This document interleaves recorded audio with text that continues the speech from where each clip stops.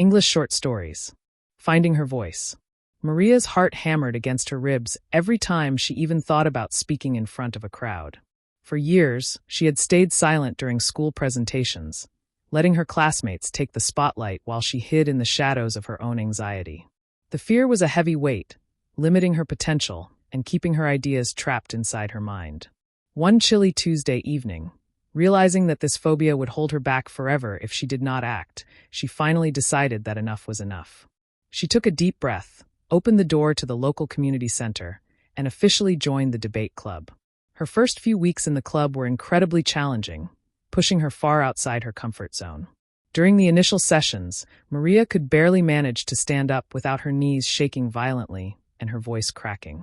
The club advisor, a patient man who recognized her intense vulnerability, paired her with an experienced debater who taught her how to structure her arguments and control her breathing. Instead of judging her, the other members offered constructive feedback and cheered for every small victory. Slowly but surely, the terrifying room transformed into a safe space where mistakes were simply seen as steps toward improvement. The real test came 2 months later when the club organized a mock tournament on a highly controversial topic. As Maria waited for her turn at the podium, the familiar panic started to creep back into her mind, making her hands turn cold.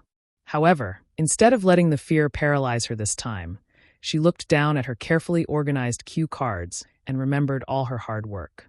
When her name was called, she walked up to the microphone, paused to anchor herself, and began to speak. Her introduction was slightly hesitant, but as she delivered her main points, a sudden wave of confidence replaced her nervousness. By the time she reached her concluding statement, Maria was not just surviving. She was actually enjoying the rush of expressing her thoughts clearly. When she finally stepped down, the room erupted into enthusiastic applause from her peers, and a triumphant smile spread across her face. Joining the debate club had not magically erased her anxiety, but it had given her the tools and courage to face it head-on.